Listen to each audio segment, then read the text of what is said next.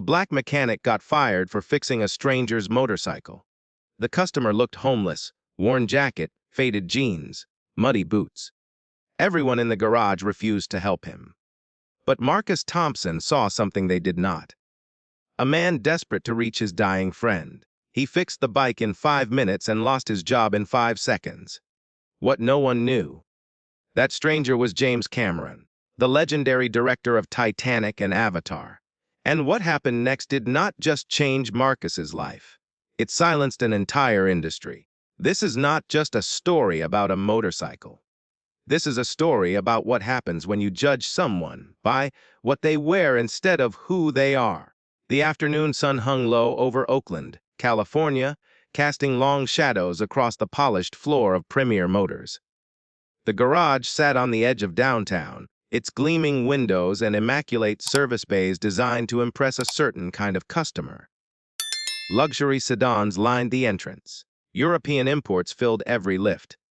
The air smelled of synthetic oil and quiet wealth. Marcus Thompson stood beneath a lifted Mercedes, his hands moving with the kind of precision that only comes from years of practice.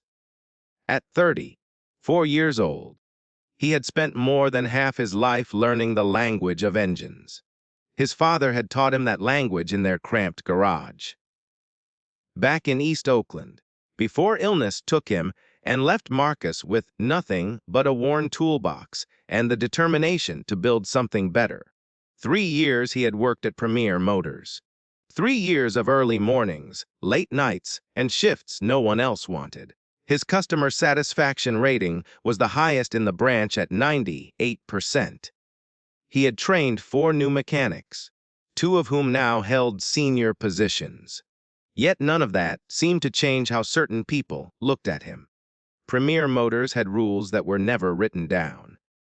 The garage served a certain kind of customer, and if someone walked through those doors who did not fit the expected profile, there were ways to make them feel unwelcome. Marcus had witnessed it countless times.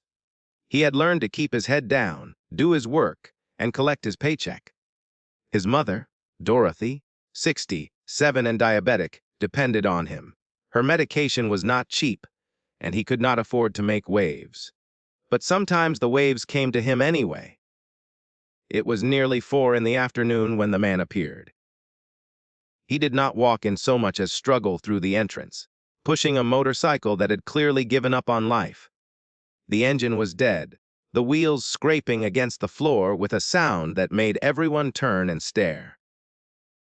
Marcus looked up from beneath the Mercedes. He could not see the man clearly from where he stood, but something in the scene pulled at his attention. The man was tall, maybe 6 feet, with a lean build hidden beneath a faded gray, brown work jacket.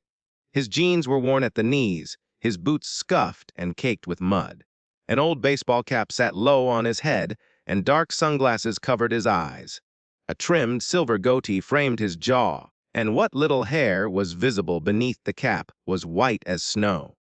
He looked like someone who had been on the road for a while and had no interest in impressing anyone. But the motorcycle told a different story. It was a classic, a vintage custom model that collectors dreamed about. The chrome was scuffed and the paint chipped, but Marcus recognized quality when he saw it. This was not some cheap ride.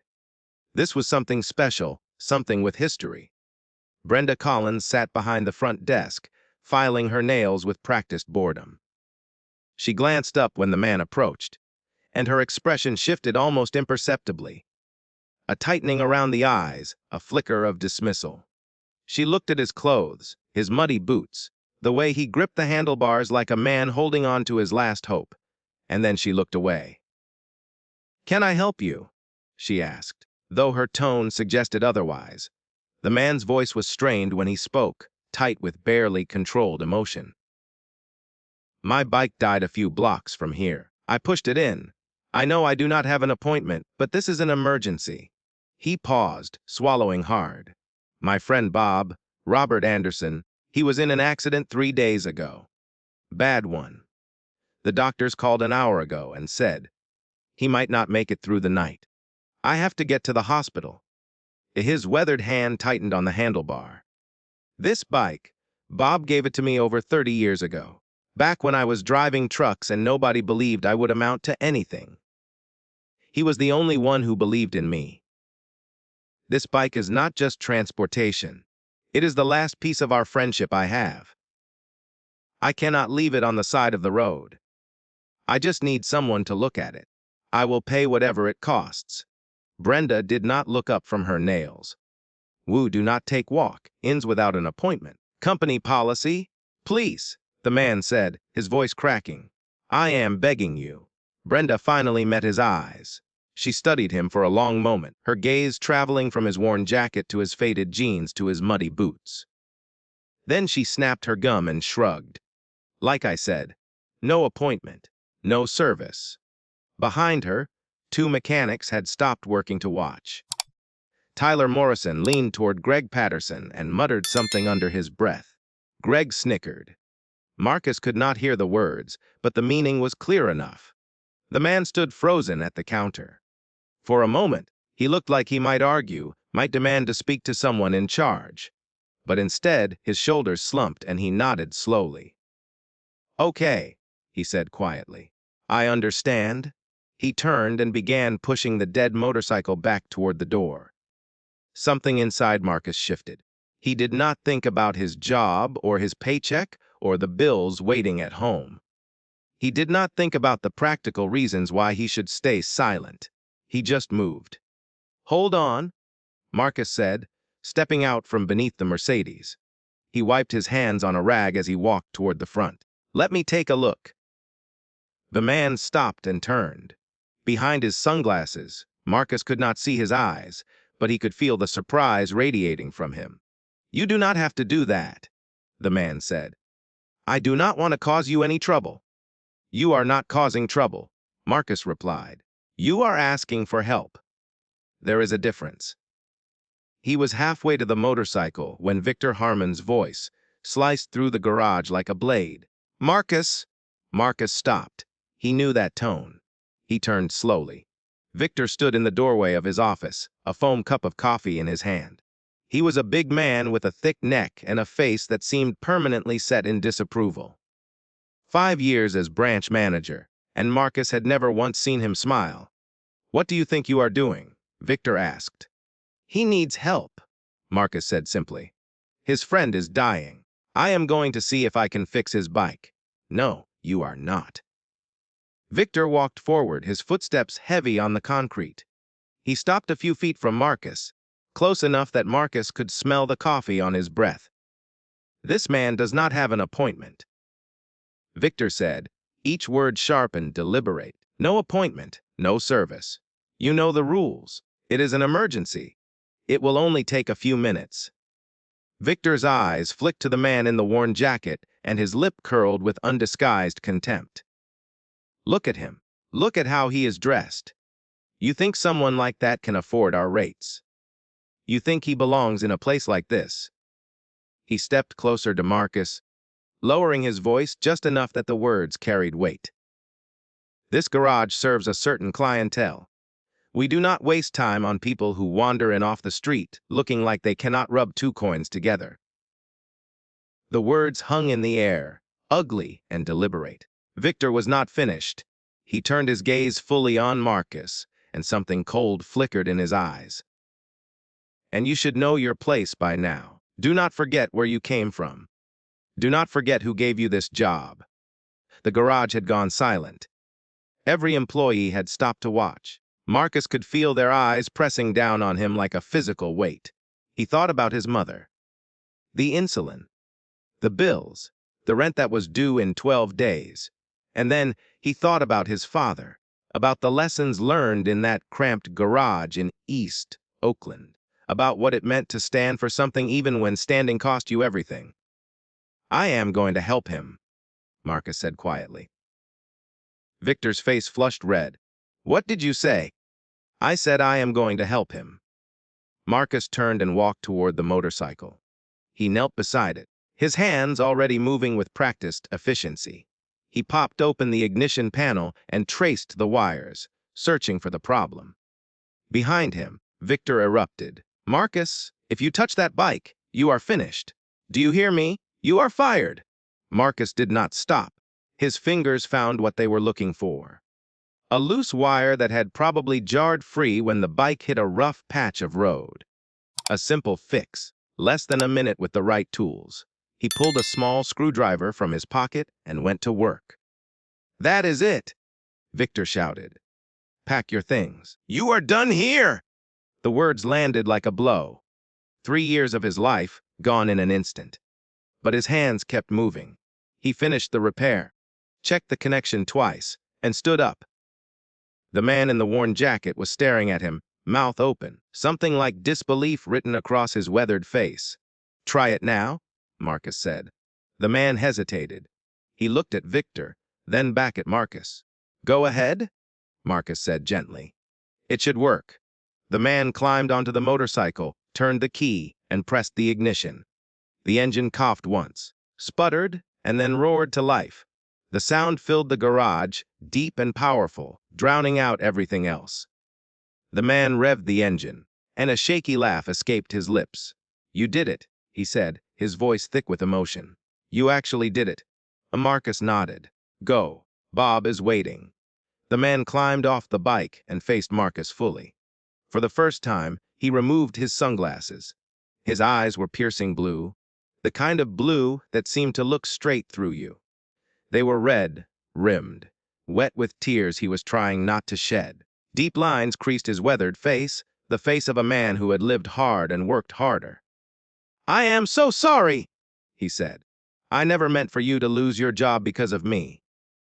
This is not your fault, Marcus replied. You came in here asking for help, and they treated you like you did not exist. That is the problem, not you. The man was silent for a moment. Then he gripped Marcus's hand and squeezed hard. Thank you, he said. Thank you for seeing me. Marcus reached into his pocket and pulled out a crumpled receipt. He borrowed a pen from the workbench and wrote his phone number on the back. Here, he said, pressing it into the man's palm. When you get a chance, let me know how Bob is doing. The man looked at the paper, then back at Marcus. Something unspoken passed between them, a recognition that transcended words. I will, he said. I promise. He tucked the paper into his jacket pocket, climbed back onto the motorcycle, and pulled his sunglasses on. What is your name? He asked. Marcus. Marcus Thompson. The man nodded slowly, his piercing blue eyes holding Marcus's gaze for a long moment. I will not forget that name, he said. I promise you that.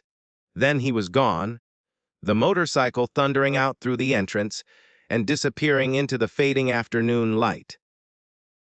Marcus stood motionless for a long moment, watching the empty doorway where the motorcycle had disappeared. The rumble of the engine faded into the distance, swallowed by the noise of Oakland traffic. Then he turned and walked toward his locker. No one spoke to him as he passed. Tyler looked away, suddenly fascinated by a spot on the floor. Greg stared at his phone, scrolling through nothing. Brenda pretended to shuffle papers at the front desk, her earlier smugness replaced by an uncomfortable silence. Victor had retreated to his office and slammed the door hard enough to rattle the windows. Marcus packed his toolbox carefully, the way his father had taught him. Each wrench in its proper place. Each screwdriver nested beside its brothers. These tools had belonged to his father before him, and to his grandfather before that. 3 generations of Thompson men had built their lives with these hands and these tools. He took his jacket from the hook, folded it under his arm, and walked toward the exit. The afternoon sun was setting as he pushed open the front door and stepped outside. The Oakland air was cool against his skin, carrying the familiar smells of the city he had known his entire life. Exhaust fumes and street food. Distant music from a passing car. The eternal hum of a metropolis that never truly slept. Behind him, the garage continued its work as if nothing had happened, as if 3 years of dedication and sacrifice could be erased in 5 minutes. Marcus took a deep breath, gripped his toolbox, and started walking. He did not know what he would tell his mother. Did not know how he would pay the bills or keep the lights on or afford her insulin next month. But somewhere in this city, a man was racing to say goodbye to his oldest friend. And that man was going to make it because Marcus had done what was right. For now, that would have to be enough. The apartment was quiet when Marcus came home that evening. It was a small place in East Oakland. 2 bedrooms, a kitchen that had not been updated since the 80s, and windows that rattled when the trucks passed by on the street below. But it was home. It had been home for as long as Marcus could remember. His mother sat by the window in her favorite chair, knitting needles clicking softly in the fading light. Dorothy Thompson was 60, 7 years old, her hair more silver than black now, her hands slower than they used to be. But her eyes were still sharp, and they missed nothing.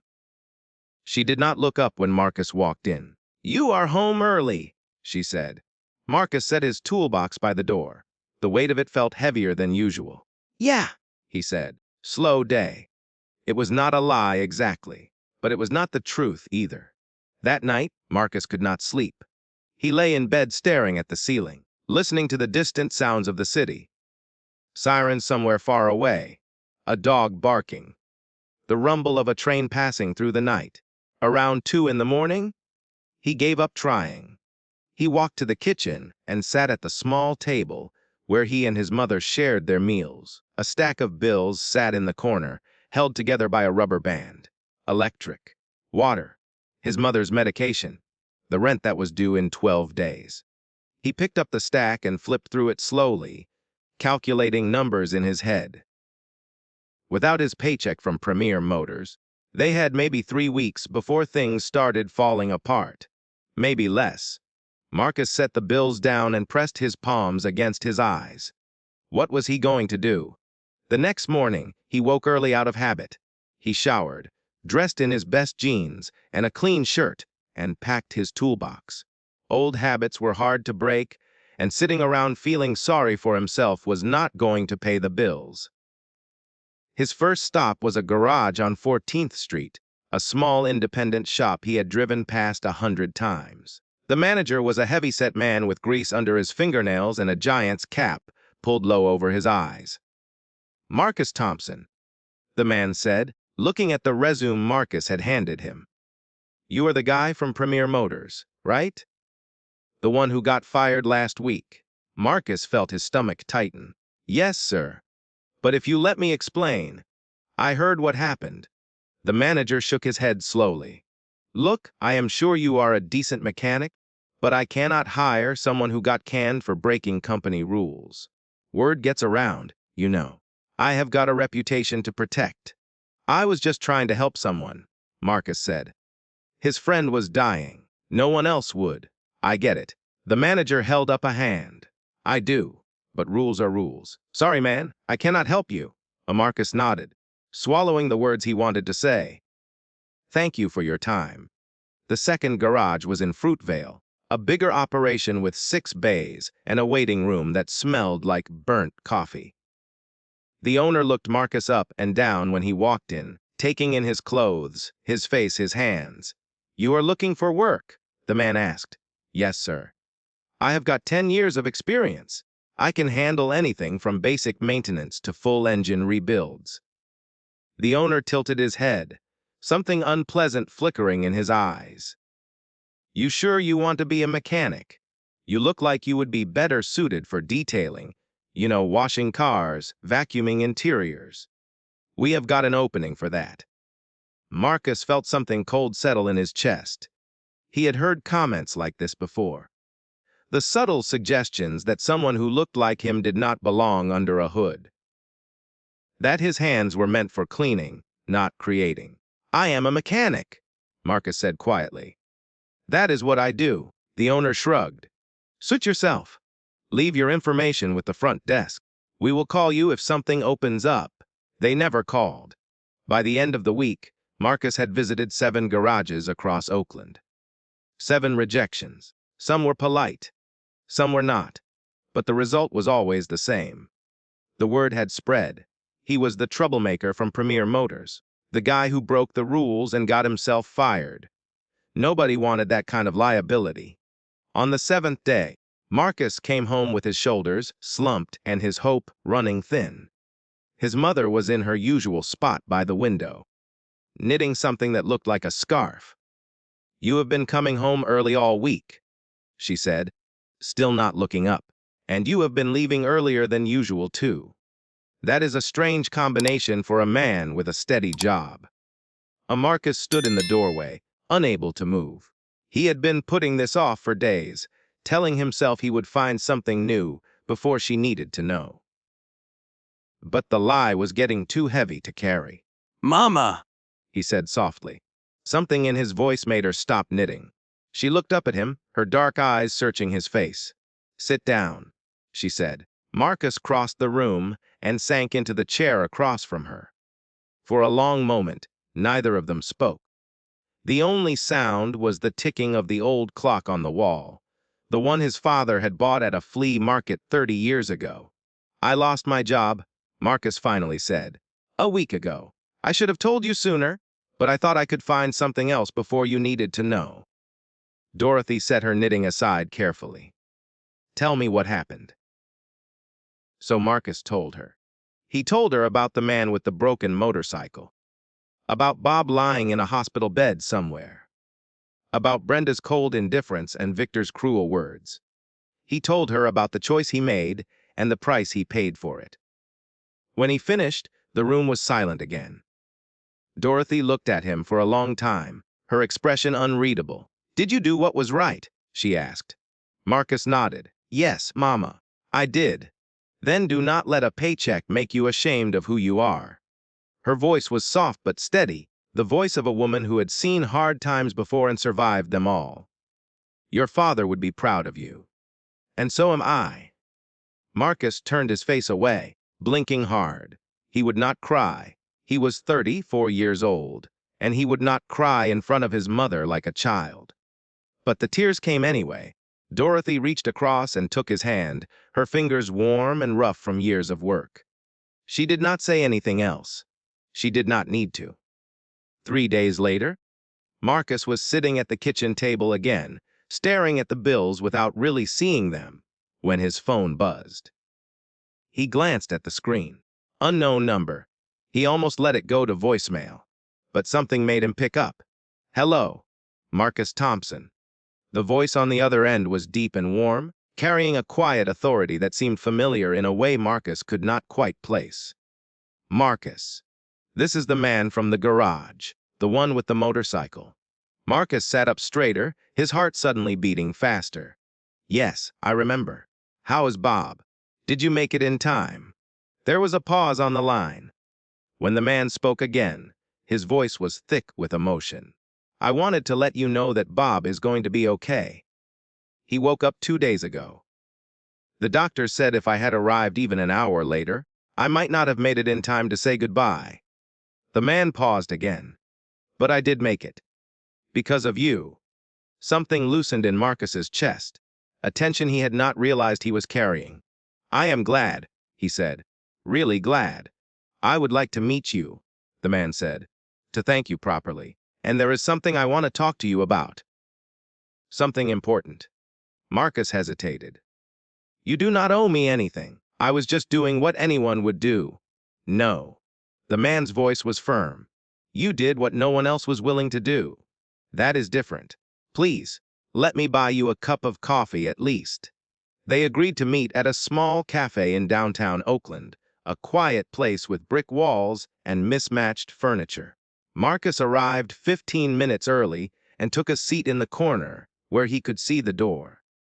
When the man walked in, Marcus almost did not recognize him. He was dressed simply as before, worn leather jacket, faded jeans, boots that had seen better days. But this time he was not wearing the baseball cap or the sunglasses. His short silver, white hair was neatly combed, and his trimmed silver goatee framed a face that Marcus suddenly realized he had seen before. On magazine covers, on television, on the posters for films that had changed cinema history. The man slid into the seat across from him, a small smile playing at the corners of his mouth. "I guess you figured it out," he said. Marcus opened his mouth, but no words came out. He closed it, tried again, and managed only a strangled sound that was somewhere between a laugh and a gasp. You are James Cameron. James nodded, his piercing blue eyes holding Marcus's gaze. Guilty as charged. But at the garage, you were? Marcus shook his head, struggling to process what he was seeing. Why did you not say anything? If they had known who you were, they would have treated you completely differently. James leaned back in his chair, his expression turning thoughtful. That is exactly the problem, is it not? James leaned forward, his piercing blue eyes holding an intensity that Marcus had only seen in interviews, the kind of focus that had commanded film sets for decades. They would have treated me differently because of my name, James said. Because of my fame, because of my money. But you did not know any of that. You just saw a man who needed help, and you helped him. He paused, letting the words settle between them. That is rare, Marcus. More rare than you might think. A waitress appeared, and James ordered 2 black coffees without asking. When she left, he continued, his voice carrying the weight of someone who had lived through enough to know what mattered. I like living simply. I ride my motorcycle alone. I wear regular clothes. No bodyguards, no entourage, no Hollywood nonsense following me everywhere I go. He smiled, but there was something sad beneath it. It is how I stay connected to who I really am. To who I was before any of this happened. Marcus listened, still struggling to reconcile the legendary director sitting across from him with the desperate man who had pushed a broken motorcycle into Premier Motors. Most people do not see me when I am dressed like that. James continued. They look right through me. Or worse, they look down on me, just like the people at that garage. He took a sip of the coffee that had arrived, his weathered hands wrapped around the cup. But you, Marcus, you saw me, not the clothes, not the appearance. You saw a human being who was scared and desperate, and you treated me with dignity. His voice hardened slightly. You lost your job because of it. That means something to me. Marcus did not know what to say. His mind was still reeling from the revelation. James Cameron. He had fixed James Cameron's motorcycle. He had been fired for helping one of the most successful directors in Hollywood history. The absurdity of it almost made him laugh. The bike, Marcus said suddenly, remembering. You said Bob gave it to you. James's expression softened, years of memories flickering behind his eyes. Over 30 years ago. Back when I was nobody, less than nobody. He set down his coffee cup and leaned back in his chair. I do not know if you know my story, Marcus. The real story, not the Hollywood version they print in magazines. I dropped out of college after 1 semester. Could not afford it. Could not see the point of sitting in classrooms when I wanted to make movies. He shook his head slowly. So I drove trucks, hauled freight up and down California highways, while everyone I knew told me I was wasting my life. My family thought I was crazy. My friends thought I was a dreamer who would never amount to anything. His piercing blue eyes met Marcus's. But Bob believed in me. Robert Anderson. We worked at the same trucking company. He was older, had been driving rigs for 20 years, but he saw something in me that nobody else did. When I told him I was going to quit driving and try to make films, everyone laughed. Everyone except Bob. James paused, the memory clearly painful and precious at the same time. He gave me that motorcycle the day I left the trucking company. Said it was a gift for having the courage to chase something impossible. Told me to ride it to Hollywood and never look back. He looked down at his hands, the same hands that had built camera equipment in garages and directed the highest-grossing films in history. I taught myself everything, Marcus. Filmmaking, camera work, special effects. I read library books until my eyes burned. I built equipment in my garage because I could not afford to rent the real thing. I got rejected more times than I can count. Studio executives looked at me the same way Victor looked at me in that garage. Like I did not belong. Like I was wasting their time. He met Marcus's eyes again. I do not have a college degree. I do not have any formal training. Everything I know, I learned by doing it wrong 100 times until I figured out how to do it right. And that motorcycle has been with me through all of it. Every failure, every success, every moment when I wanted to quit, and every moment when I refused to. His voice grew thick with emotion. When I got the call about Bob's accident, I did not think. I just got on the bike and rode. And when it broke down, he shook his head. I thought I was going to lose him without getting to say goodbye. Without getting to tell him that everything I have accomplished, started with his belief in me. But you made it, Marcus said quietly. Because of you. James reached across the table and gripped Marcus's forearm. Because you did what no one else in that garage was willing to do. You saw a person instead of an appearance. You chose compassion over convenience. He released Marcus's arm and reached into his jacket pocket. There is something else I need to tell you. I know Richard Caldwell. Marcus blinked. The CEO of Premier Motors. We'll go back a long way. Before the fame, before the money, before any of it. James pulled out a small white card and held it between his fingers. Richard was a mechanic on one of my early film sets. Worked harder than anyone I had ever seen. Treated everyone with respect, whether they were stars or stagehands. I helped him get started when he wanted to build his own business. We have stayed in touch ever since. He slid the card across the table. It was plain white with nothing on it except a name and a phone number. No logo, no title. I called him yesterday, told him everything that happened at his Oakland garage. What they said to you. What they said to me. How you were treated for doing the right thing. Marcus stared at the card, his heart beginning to beat faster. What did he say? He was angry. Not at you. At them? James tapped the card with his finger. Richard wants to meet you. He wants to hear your side of the story directly from you. Marcus looked at the card, then back at James. Why? I am just a mechanic. I got fired.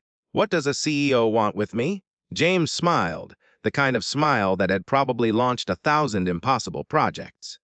Sometimes, Marcus, helping the right person opens doors you never knew existed. Richard is a good man. He built his company from nothing, and he does not like what happened in his name. He stood up, leaving a few bills on the table for the coffee. You did the right thing in a world that rewards indifference. Do not let anyone make you think that was a mistake. He reached out and gripped Marcus's shoulder once, firmly. Call that number. And Marcus? He paused at the door, looking back with those piercing blue eyes. Whatever happens next, remember that you already proved who you are. The rest is just details. Then he was gone, stepping out into the Oakland afternoon. A moment later, Marcus heard the familiar rumble of a motorcycle engine, the same engine he had brought back to life just over a week ago. The sound faded into the distance, swallowed by the noise of the city. Marcus sat alone at the table, the business card resting in his palm. He stared at it for a long time, turning it over and over between his fingers. For the first time since he had walked out of Premier Motors, something that felt like hope began to stir in his chest. 2 days later, Marcus was sitting at the kitchen table, eating breakfast when his phone rang. The screen showed an unfamiliar number with a San Francisco area code. He hesitated for a moment, then answered. Good morning. Am I speaking with Marcus Thompson? The voice on the other end was crisp and professional, a woman who sounded like she had made 1,000 calls exactly like this one. Yes, this is Marcus. Mr. Thompson, my name is Linda. I am calling from the executive office of Premier Motors. Mr. Richard Caldwell, our CEO, would like to meet with you today at our headquarters in San Francisco. Would you be available? Marcus nearly dropped his phone. Today? Yes, sir. At 2 this afternoon. We can send a car to pick you up at 11 if that works for you. He looked across the table at his mother, who had stopped eating and was watching him with raised eyebrows. Yes. That works. Excellent. The driver will meet you at your residence. Please be ready by 11. Have a good morning, Mr. Thompson. The line went dead. Marcus stared at the phone in his hand for a long moment. Then he looked at his mother. Who was that? Dorothy asked. The CEO of Premier Motors wants to meet me. Today, in San Francisco. Dorothy set down her fork slowly. Well, she said, a small smile crossing her face. I suppose you had better find something decent to wear. At exactly 11, a black sedan pulled up in front of the apartment building in East Oakland. The driver was a young man in a neat uniform who held the door open for Marcus without a word. Marcus had put on his best clothes, a white dress shirt that he usually reserved for church, a pair of dark slacks that were a few years old but still fit well, and his work boots. He had tried to scrub the oil stains from the leather, but some marks refused to come out no matter how hard you worked at them. He did not own any other shoes. The drive across the Bay Bridge took just under an hour.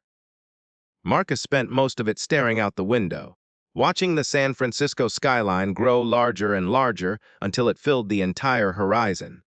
He had been to the city before, of course, but never like this. Never in the back of a private car on his way to meet someone who ran an empire. The Premier Motors headquarters was a glass tower in the heart of the financial district. 15 stories of steel and sunlight that seemed to touch the clouds. Marcus stepped out of the car and stood on the sidewalk, craning his neck to see the top. He had fixed cars his entire life, but he had never set foot in a building like this. Inside, the lobby was all marble floors and high ceilings, with a reception desk that looked like it cost more than his entire apartment. A young woman smiled at him as he approached and handed him a visitor badge. Mr. Thompson, please take the elevator to the 15th floor. They are expecting you. The elevator ride felt longer than it should have. Marcus watched the numbers climb, his reflection staring back at him from the mirrored walls. He looked out of place, he thought. A mechanic in work boots surrounded by glass and chrome. But he straightened his shoulders and kept his head up. He had earned his place here. He had nothing to be ashamed of. The doors opened onto a wide reception area flooded with natural light. Floor-to-ceiling windows offered a panoramic view of the city below. The carpet was soft gray, the furniture sleek and modern. Everything looked expensive in a quiet, understated way. A young man in a tailored suit met him at the elevator. Mr. Thompson, right this way, please. He led Marcus down a short hallway and stopped in front of a set of glass doors. Through them, Marcus could see a large conference room with a long table and high, backed leather chairs. 3 people were already inside. The first was James Cameron. He sat in the corner of the room, dressed in his usual simple style, a black t-shirt and jeans, holding a cup of coffee. He gave Marcus a small nod as he entered. The second was a woman with silver hair and horn-rimmed glasses. She sat at the table with a tablet in front of her, her expression calm and attentive. The third was a tall black man in his 50s with salt and pepper hair and a strong jaw. He wore a gray suit without a tie, and when Marcus walked in, he rose from his chair and crossed the room in 3 long strides. Marcus Thompson. His handshake was firm and warm. Thank you for coming. I am Richard Caldwell. Mr. Caldwell, Marcus said, shaking his hand and trying not to feel overwhelmed by the surroundings. Thank you for inviting me. Richard gestured to a chair. Please, sit. We have a lot to discuss. Marcus took a seat across from Richard. The woman with silver hair introduced herself as Dr. Patricia Monroe, a corporate culture consultant who had been working with Premier Motors for the past year. I have heard a great deal about you, Mr. Thompson, she said. Your reputation precedes you. Marcus was not sure how to respond to that, so he simply nodded. Richard leaned back in his chair and folded his hands on the table. His expression was serious, the face of a man who had built an empire and did not tolerate failures within it. Let me start by telling you what I know, Richard said. James has told me his side of the story. I have read the incident report filed by Victor Harmon, and I have reviewed the security footage from our Oakland branch. He pressed a button on the table, and a large screen on the wall flickered to life. Marcus watched as the scene from that afternoon played out in front of him. There he was, kneeling beside the motorcycle, his hands working quickly on the engine. And there was Victor, red-faced and shouting, his words muffled but his anger unmistakable. The footage showed everything. Brenda at the front desk, filing her nails while a desperate man begged for help. Tyler and Greg in the background, watching but doing nothing. Victor's contemptuous dismissal of both the customer and the employee who dared to help him. And finally, Marcus walking out the door, toolbox in hand, while no one said a word. Richard turned off the screen. The room was silent for a long moment. "I built Premier Motors from nothing," Richard said quietly. 30 years ago, I was working out of a one-bay garage in Compton. I had no money, no connections, no fancy degree. Just my hands and my determination. He looked at Marcus, and something passed between them. A recognition, an understanding. "I know what it feels like to be dismissed because of how you look, to have people assume you do not belong before you even open your mouth." Richard stood and walked to the window, his back to the room. "I swore that my company would never treat anyone that way. That every customer who walked through our doors would be treated with respect, regardless of what they wore or what they drove." He turned around, and his expression had hardened. "But clearly I failed, because what I saw on that footage is exactly the kind of behavior I built this company to stand against." Marcus did not know what to say. He had expected many things from this meeting, but not this. Richard returned to the table and opened a folder. "I pulled your personnel file, Marcus. 3 years at our Oakland branch. 98% customer satisfaction rating. The highest in the entire location. Not a single complaint. You trained 4 new mechanics, 2 of whom are now senior technicians. You took the hardest shifts, worked overtime without complaint, and never once asked for special treatment." He closed the folder and met Marcus's eyes. "And you were fired for helping a man whose best friend was dying in a hospital bed." "I was just doing what I thought was right," Marcus said. "That is exactly my point." Richard leaned forward. "You did what was right when no one asked you to. You stood up when everyone else chose to stay silent. That is not something you can teach. That is character." The door to the conference room opened, and a man stepped inside. Marcus felt his stomach tighten. It was Victor Harmon. Victor's face went pale the moment he saw Marcus sitting at the table. His eyes darted to Richard, then to James Cameron in the corner, then back to Marcus. Sweat began to bead on his forehead. "You wanted to see me, Mr. Caldwell." His voice was strained, trying too hard to sound calm. Richard did not offer him a seat. "Yes, Mr. Harmon. I want to hear your explanation of what happened at the Oakland branch 2 weeks ago." Victor swallowed hard. "Sir, I was simply following company policy. The customer did not have an appointment, and Marcus directly disobeyed my orders. I had no choice but to terminate him." "Company policy." Richard nodded slowly. "I see. And which policy allows you to tell a customer that he looks like he cannot afford our services? Which policy permits you to tell an employee to know his place?" Victor's face drained of what little color remained. That was taken out of context. I did not mean." Richard pressed a button, and the security footage began playing again. This time, the audio was on. Victor's voice filled the room, sharp and cruel. "Look at him. Look at how he is dressed. You think someone like that can afford our rates? You think he belongs in a place like this? And then, even worse. You should know your place by now. Do not forget where you came from. Do not forget who gave you this job." The words hung in the air like poison.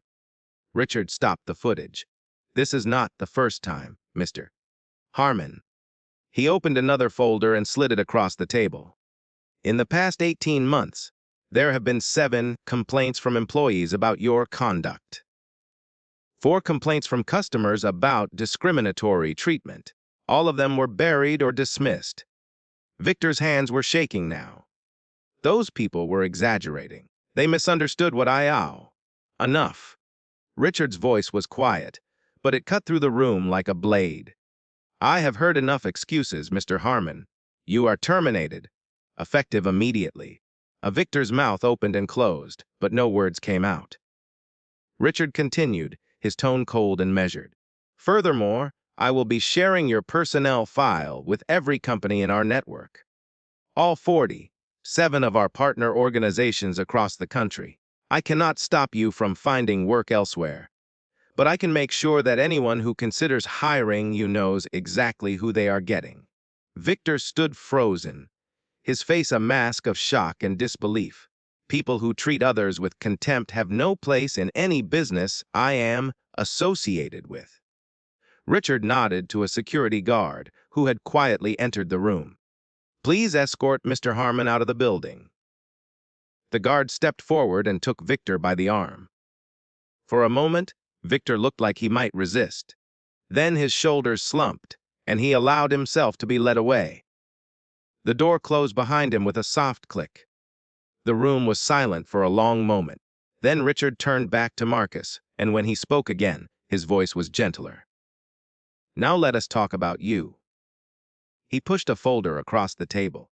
I would like to offer you the position of lead technician at our Oakland branch. A 20% raise, full authority over hiring decisions, workplace standards, and customer service protocols. You will report directly to regional management, not to any branch supervisor.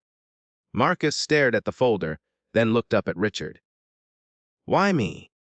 There are people who have been with the company longer, people with more credentials.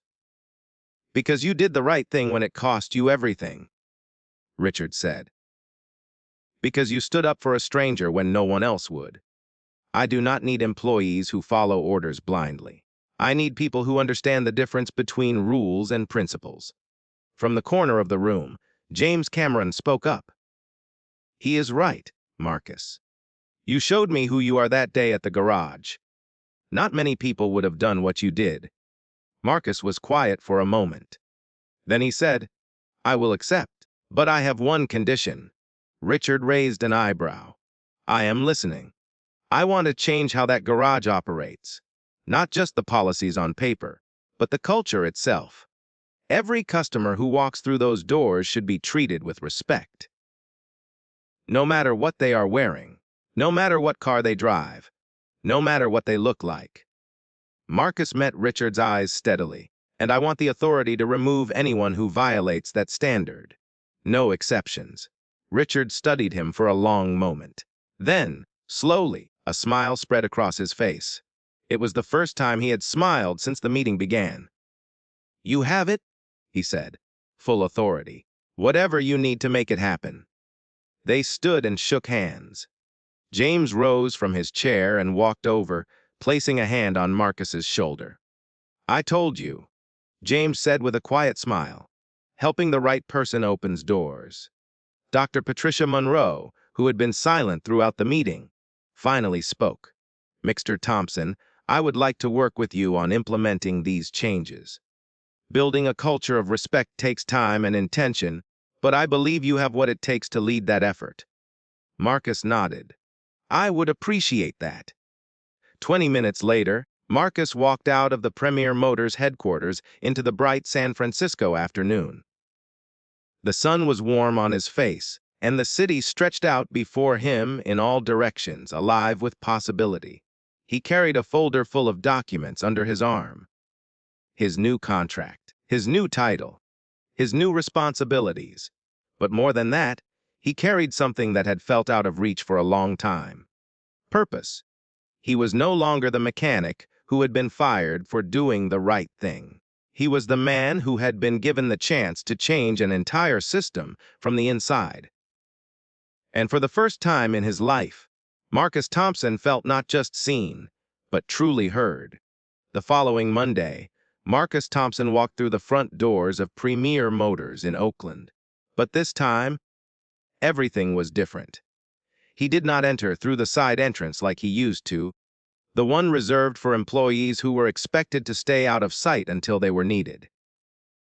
Instead, he walked through the main entrance, past the reception desk, past the service bays where he had spent 3 years of his life working in the shadows. Brenda looked up from behind the counter. Her eyes widened, and for a moment, she seemed unsure of what to say. The last time she had seen Marcus, he was walking out the door with his toolbox, fired and humiliated in front of everyone. Now he was back. "Good morning, Brenda," Marcus said evenly. Good morning," she managed. He walked past her without stopping, heading toward the back of the garage where the manager's office sat, the office that had belonged to Victor Harmon until a week ago. The office that now had a new nameplate on the door. Marcus Thompson. Lid technician. He stood in front of the door for a moment, looking at the nameplate. It was a small thing, just a piece of plastic with his name etched in white letters. But it represented something much larger than that. He opened the door and stepped inside. The office was modest. Just a desk, a chair, a filing cabinet, and a window that looked out over the service bays. On the desk sat a small box. Marcus opened it and found a new name badge inside, along with a handwritten note. "Build something worth believing in. RC." Marcus pinned the badge to his shirt and got to work. His first order of business was a staff meeting. He gathered everyone in the break room. Mechanics and technicians and service advisors, even Brenda from the front desk. Some of them looked curious. Some looked skeptical. A few, like Tyler and Greg, could not quite meet his eyes. Marcus stood at the front of the room and looked at each of them in turn. "I am not going to pretend that the last few weeks did not happen," he began. "You all know what went on. You all saw it. Some of you might think I got lucky. Some of you might think I do not deserve to be standing here." He paused, letting the silence settle. "That is fine. You are entitled to your opinions." He took a step forward. "But here is what I need you to understand. From this moment forward, things are going to change in this garage. Not because corporate is watching. Not because I have something to prove, but because it is the right thing to do." He looked around the room again, making eye contact with each person. "Every customer who walks through that door deserves to be treated with respect. It does not matter what they are wearing. It does not matter what car they drive. It does not matter if they look like they have money or they look like they do not. When they come to us for help, we help them. Period. No exceptions." Someone in the back shifted uncomfortably. Marcus did not look to see who it was. "If anyone has a problem with that, the door is right there. I will not hold it against you. But if you stay, you follow these rules. And if I catch anyone treating a customer the way I was treated, or the way that man with the motorcycle was treated, you will be gone before the end of the day." He let those words hang in the air for a moment. Any questions? No one spoke. "Good. Let us get to work." The first few weeks were not easy. Change never is. Some of the staff adapted quickly, relieved to have clear expectations and fair leadership. Others resisted in small ways, rolling their eyes when Marcus was not looking, whispering among themselves when they thought he could not hear. Marcus noticed all of it, but he did not react. He knew that lecturing people about respect was not the same as showing them what respect looked like. So he led by example. One afternoon, an elderly man pulled into the garage driving a car that looked like it had not been washed in a decade. The paint was faded. The bumper was dented. The engine made a sound like a wounded animal. The man himself was dressed in worn clothes, a faded jacket, work pants that had seen better days. He walked with a slight limp, and his hands trembled as he approached the service desk. Greg glanced at Tyler and smirked. Neither of them moved to help. Marcus walked past them without a word. He approached the elderly man with a warm smile and extended his hand. "Good afternoon, sir. What can we do for you today?" The man looked surprised, as if he had expected to be ignored. "Well," he said slowly, his voice thin and tired. My car has been making this noise for a few weeks now. I was hoping someone could take a look at it. I do not have much money, but I can pay what I can. Let us see what we are dealing with, Marcus said. Why do you not have a seat in the waiting area? Can I get you some coffee while you wait? The man's eyes widened. Coffee? Really? Of course. How do you take it? While the man settled into a chair with a cup of coffee, Marcus got to work on the car. It did not take long to find the problem, a loose belt that was easy enough to fix. But as he worked, the man started talking. His name was Harold Mitchell. He was 73 years old, a Vietnam veteran who had served 2 tours before coming home to a country that did not always welcome him back. The car was not just transportation. It was a gift from his son, who had passed away 3 years ago. It is all I have left of him, Harold said quietly. I know it does not look like much, but it is everything to me. Marcus finished the repair and walked over to where Harold was sitting. All done, he said. It was just a loose belt. Took about 20 minutes. Harold reached for his wallet. How much do I owe you? Marcus shook his head. No charge. What? But you? Consider it a thank you, Marcus said, for your service, and for reminding me why I do this job. Harold stared at him for a long moment. Then his eyes grew wet, and he reached out to shake Marcus's hand. Thank you, he said, his voice thick. Thank you for seeing me. From across the garage, Tyler and Greg watched in silence. Neither of them said a word, but something in their expressions had shifted. Just slightly. Just enough. It was a small thing. But small things have a way of adding up. A few weeks later, Marcus was closing up the garage after everyone else had gone home when he heard footsteps behind him. He turned to find Tyler standing there, hands shoved in his pockets, looking at the floor. Marcus, Tyler said finally. I need to say something. Marcus set down the clipboard he was holding. I am listening. That day when Victor fired you, I was standing right there. I saw everything, and I did not say a word. Tyler's voice was tight. I knew what you were doing was right. I knew how they were treating that man was wrong. But I was scared. Scared of losing my job. Scared of getting on Victor's bad side. Scared of... He trailed off, shaking his head. I do not know. Everything. He looked up, meeting Marcus's eyes for the first time. I am sorry.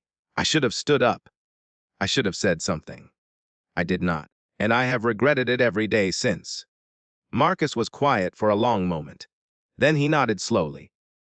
I appreciate you telling me that, Tyler. I am not going to pretend it did not hurt.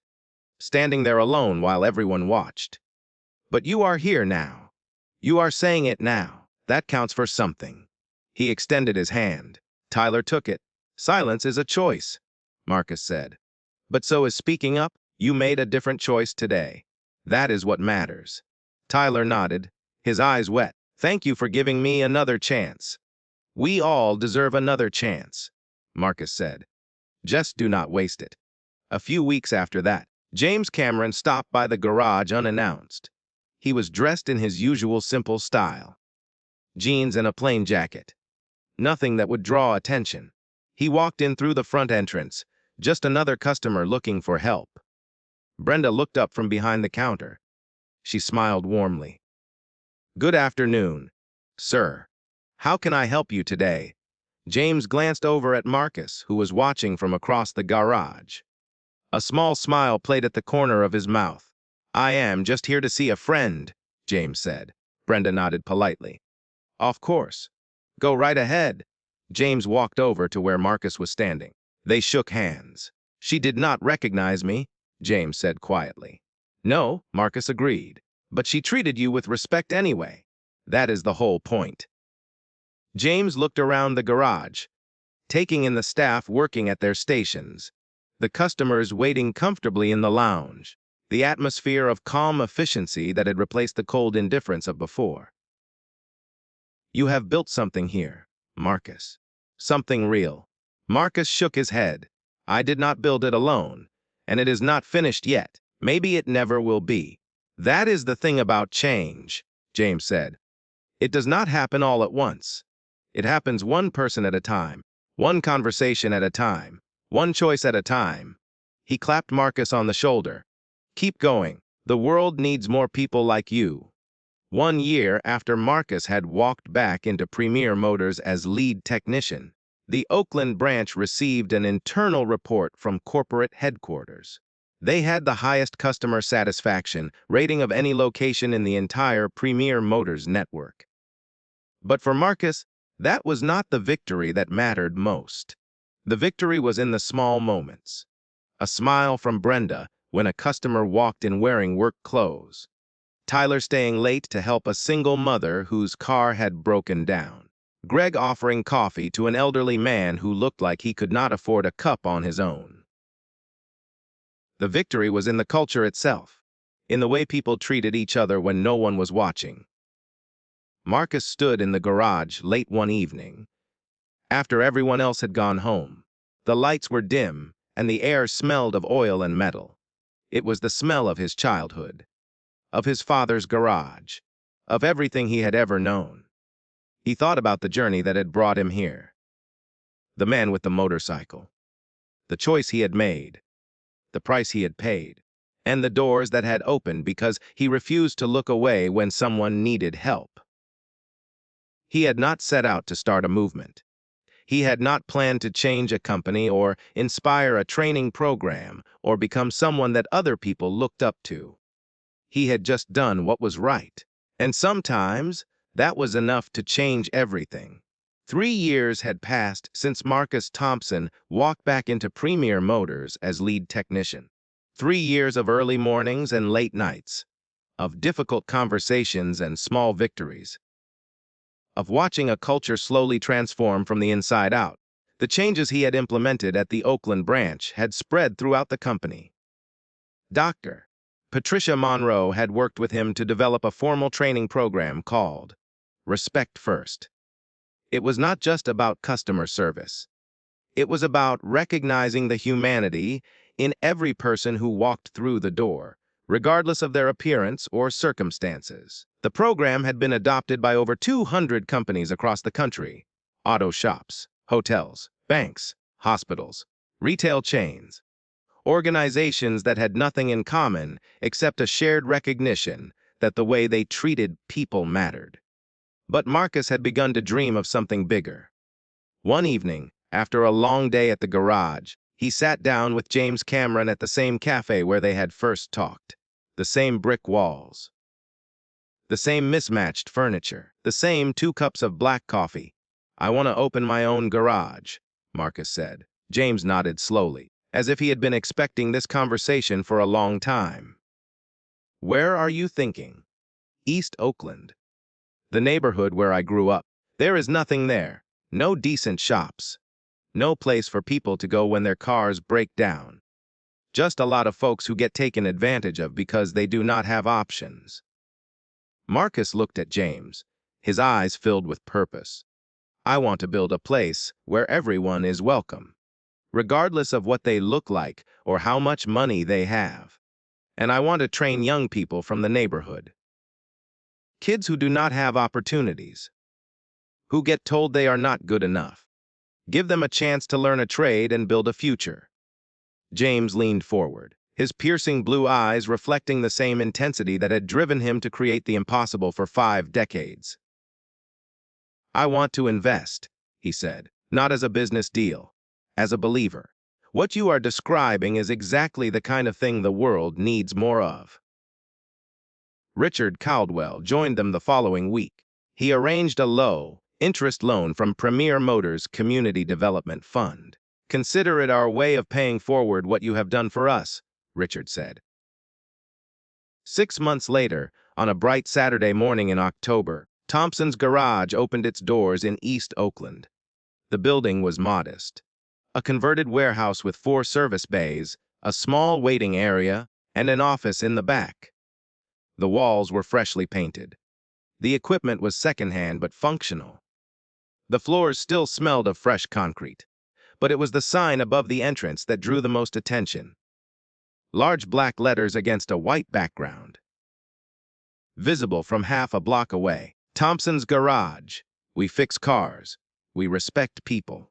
Marcus had painted that sign himself late one night when the building was empty and quiet. It had taken him 3 tries to get the letters straight, but he had refused to let anyone else do it. This was his garage, his dream, his message to the world. It had to come from his own hands. On opening day, hundreds of people showed up. Neighbors from the surrounding blocks, former customers from Premier Motors, colleagues who had watched Marcus transform from a quiet mechanic into something much more. News cameras lined the sidewalk. A local radio station broadcast live from the parking lot. Dorothy Thompson sat in a folding chair near the front entrance, a place of honor that Marcus had insisted on. She was 70 years old now, her hair completely white, her hands trembling slightly with age. But her eyes were as sharp as ever, and they shone with pride as she watched her son step up to the ribbon stretched across the garage doors. "I am not good at speeches," Marcus said into the microphone, and the crowd laughed softly.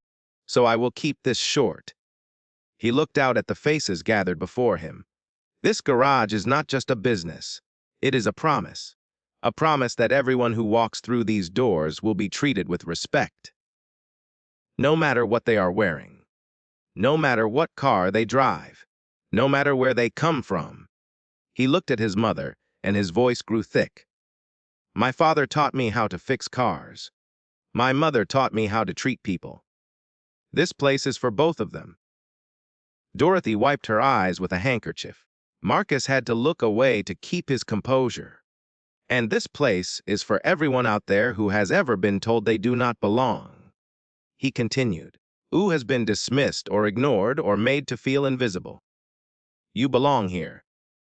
You will always belong here." He picked up the scissors and cut the ribbon. The crowd erupted in cheers. A few minutes later, as Marcus was shaking hands and accepting congratulations, a familiar figure emerged from the crowd. James Cameron, dressed in his usual simple style, jeans and a plain jacket, looking like any other guest at the celebration. Most people did not recognize him. But when he stepped up to the microphone that Marcus had just vacated, a hush fell over the crowd. "I want to tell you a story," James said, his deep voice carrying across the gathering. 3 years ago, I was having one of the worst days of my life. My best friend was dying in a hospital, and my motorcycle had broken down on the side of the road. I pushed it into a garage, desperate for help. He paused, letting the silence build. The people there took one look at me and decided I was not worth their time. They saw my old clothes, my dirty boots, my unshaven face, and they turned me away. His piercing blue eyes found Marcus in the crowd. But one man did not. One man saw past all of that and recognized that I was a human being in need. He fixed my bike, lost his job for it, and never asked for anything in return. James turned to face the crowd fully. "I have met a lot of people in my life. Famous people, powerful people, wealthy people. But Marcus Thompson is one of the few who truly understands what kindness means.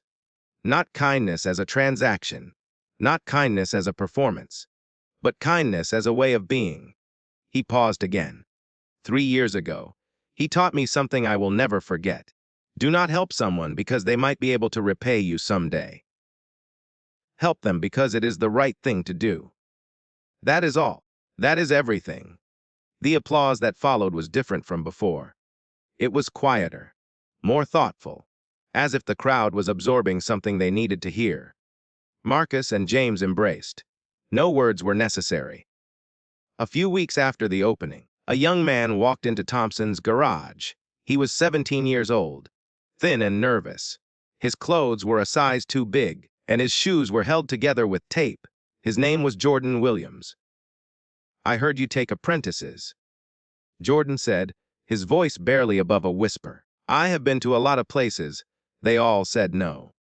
Said I did not look right. Said I was not reliable." Marcus looked at the young man standing in front of him. He saw the fear in his eyes, the shame in his posture, the desperate hope that maybe this time would be different.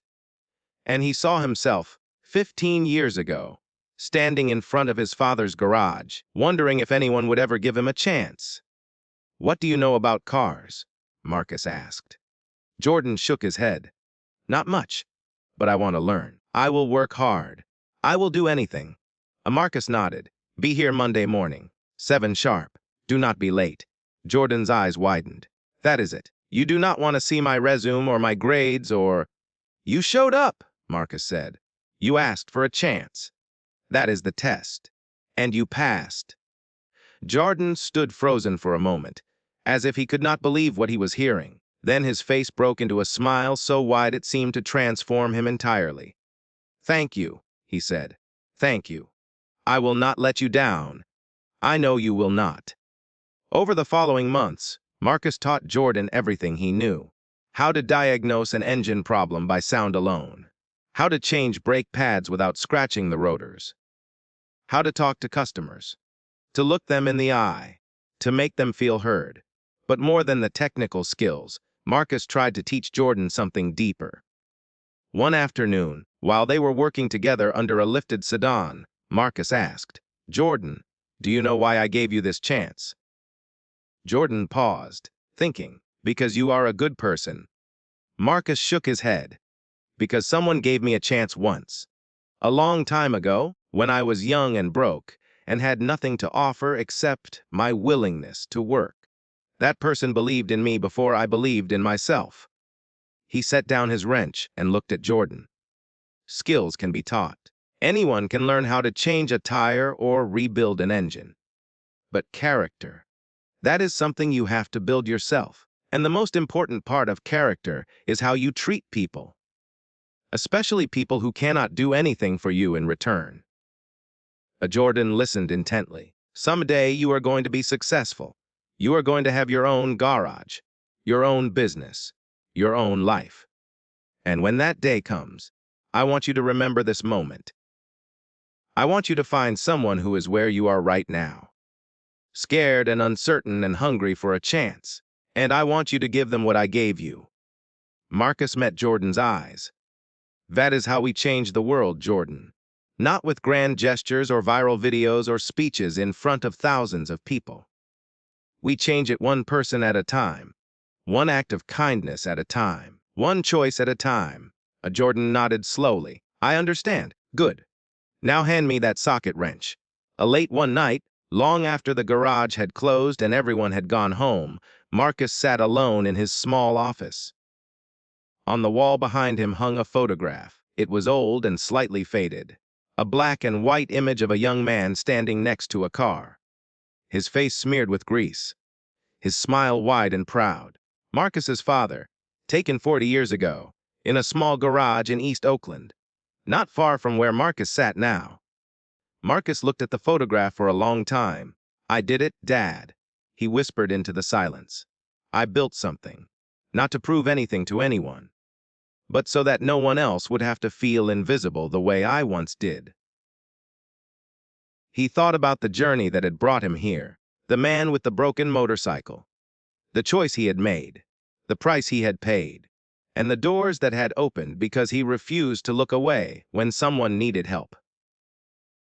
He thought about Jordan, who reminded him so much of his younger self, about his mother, who had believed in him even when he had lost faith in himself, about James Cameron, who had shown him that success without humanity meant nothing at all.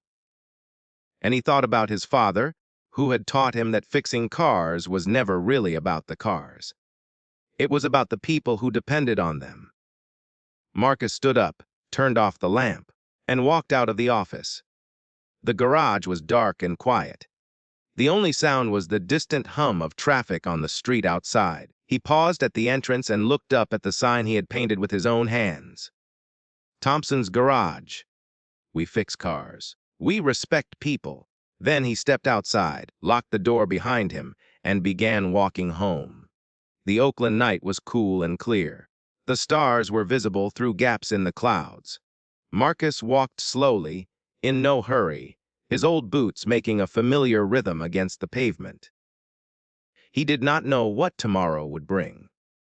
Did not know how many more years he would run the garage, or how many more young people he would train, or how far the ripples of his choices would eventually spread. But he knew one thing with absolute certainty. Every day, he would wake up and do the right thing. Not because anyone was watching. Not because there might be a reward. But because that was who he had chosen to be. And if a man walked into his garage tomorrow, desperate and afraid, with a broken car and a story Marcus did not know, Marcus would help him. Because that is what he had always done. And that is what he would always do. Thank you for following this story. Let us know in the comments below if this story has moved you and you would like to stand with us in bringing more voices of truth and hope to light. Please consider supporting our work.